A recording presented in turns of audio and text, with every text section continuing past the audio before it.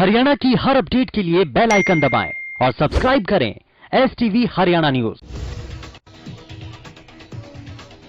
देश भर में आज से 30 जून तक रहने वाले अनलॉक 1 की शुरुआत। 8 जून से शॉपिंग मॉल, होटल, रेस्टोरेंट और धार्मिक स्थल खुलेंगे। स्कूल कॉलेज पर राज्य सरकार लेगी फैसला।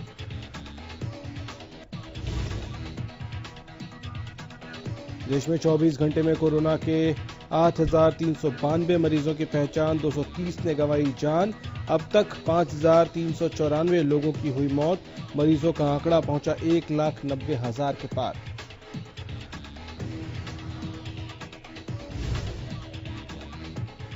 प्रदेश में 2,091 हुई कुल संक्रमित मरीजों की संख्या। इलाज के बाद अब तक 1,048 मरीज हुए ठीक। 20 लोग कोरोना से जान गंवा चुके हैं।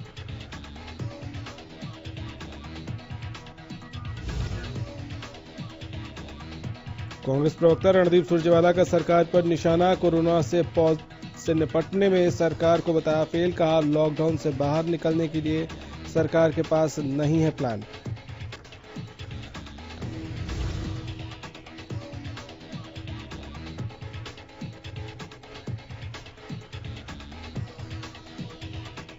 अनलॉक 1 को लेकर हरियाणा सरकार ने लिया बड़ा फैसला। अब दिल्ली हरियाणा बॉर्डर पर बिना पास के हो सकेगी आवाजाही।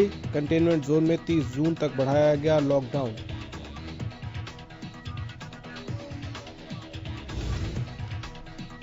हरियाणा में हुए शराब घोटाले की जांच मामले में सरकार ने SIT को जांच के लिए 2 महीने का और समय दे दिया।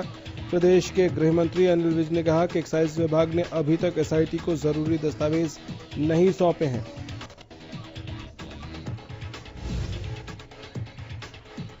कैथल में कोरोना के 10 नए मामले आए सामने। 10 लोगों में से 5 लोग एक ही परिवार के हैं।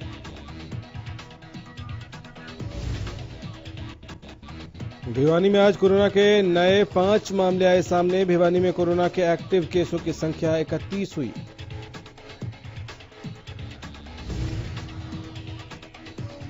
गोहाना में कोरोना पॉजिटिव केस सामने आने के बाद गांव के सभी लोगों की स्क्रीनिंग कराई गई।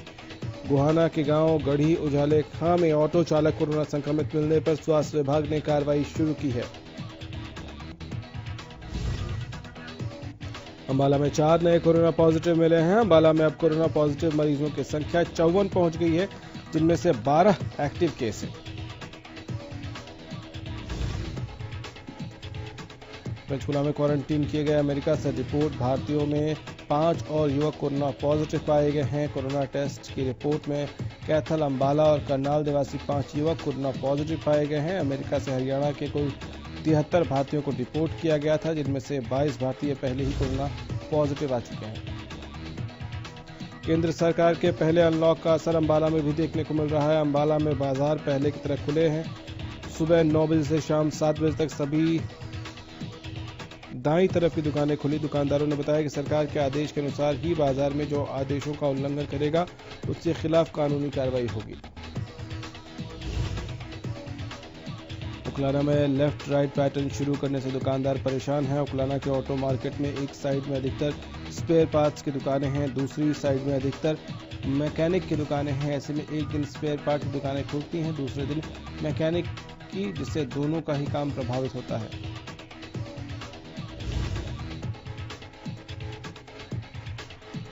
रेवाड़ी के गोपाल देव चौक के पास पूर्व सैनिकों के लिए बनी चिंकारा CSD कैंटीन को खोल दिया गया है। पहले दिन ग्रोसरी सामान लेने के लिए 300 टोकन और लिकर के लिए 550 टोकन जारी किए गए हैं। कैंटीन में सोशल डिस्टेंसिंग का पालन करते हुए मास्क और सैनिटाइजर का विशेष ध्यान रखा गया। बिना मास्क और टोकन के किसी को भी कैंटीन में आने की अनुमति नहीं है। फरीदाबाद पुलिस का ट्रैफिक ताऊ ASI वीरेंद्र सिंह ठेठ हरियाणवी अंदाज में फरीदाबाद दिल्ली बदरपुर बॉर्डर पर वाहन चालकों को लॉकडाउन के नियमों के बारे में जागरूक कर रहे हैं। इस दौरान उन्होंने एक विशेष बैनर भी लगा रखा है, जिस पर मास्क पहनने को लेकर सोशल डिस्टेंसिंग की जानकारियां हैं। रतिया में ट्रैफिक पुलिस ने नियमों की अवहेलना करने वालों पर शिकंजा कसा है। जिन लोगों के पास दस्तावेज पूरे नहीं हैं, उनके चालान काटे गए। साथ ही मास्क लगाने के लिए लोगों को जागरूक किया गया। वैश्विक महामारी कोरोना के बीच रेवाड़ी रेलवे स्टेशन से 3 ट्रेनों का संचालन किया जाएगा। पहले दिन अजमेर से दिल्ली जाने वाली जनशताब्दी एक्सप्रेस ट्रेन में रेवाड़ी से 39 यात्रियों को रवाना किया गया। इस दौरान पूरे एहतियात बरतते हुए सोशल डिस्टेंसिंग के साथ सफर की शुरुआत की गई। रेवाड़ी से 3 ट्रेन गुजरनी है, जिनमें से पहली अमृतसर अजमेर से दिल्ली जनशताब्दी एक्सप्रेस, दूसरी अजमेर से दिल्ली जनसंपर्क क्रांति और तीसरी अहमदाबाद से दिल्ली आश्रम एक्सप्रेस ट्रेन है। हालांकि इनमें से भी जनसंपर्क क्रांति एक्सप्रेस का रेवाड़ी में ठहराव नहीं होगा।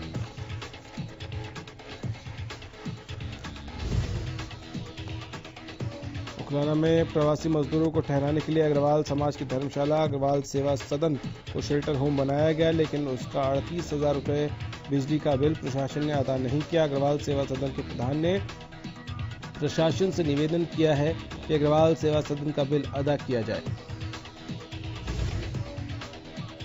रेवाड़ी के सैयद सराय मोहल्ले में 50 साल पुरानी जर्जर बिजली के तारों के खिलाफ लोगों का गुस्सा फूटा। स्थानीय लोगों ने बिजली विभाग की लापरवाही के खिलाफ जमकर नारेबाजी भी की।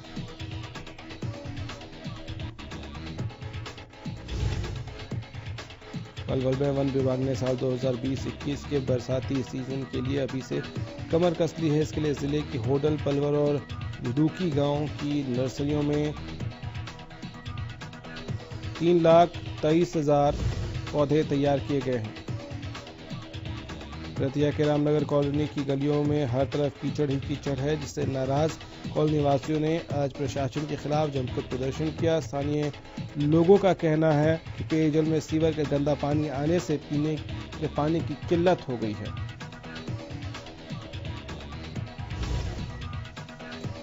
फतेहाबाद के अभिभावकों ने प्राइवेट स्कूल की मनमानी के खिलाफ मोर्चा खोल दिया है। पेरेंट्स एसोसिएशन के बैनर तले रविवार को सभी अभिभावक दीनदयाल पार्क में इकट्ठा हुए और प्राइवेट स्कूलों की मनमानी के खिलाफ ब्लॉक शिक्षा अधिकारी को ज्ञापन सौंपा।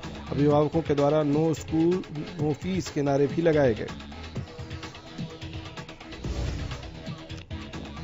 यमुनानगर की इसजेक हैवी इंजीनियरिंग कंपनी में काम करने वाले श्रमिकों के बीच चल रहा एरियर समझौता 20 महीने पहले सफल हुआ, जिसके चलते एक नई कमेटी बनाई गई और उस कमेटी की कोशिशों से सभी श्रमिकों को लाभ हुआ और 20 महीने से रुका एरियर भी मिल गया। इस बारे में कमेटी ने प्रेस कॉन्फ्रेंस कर जानकारी दी।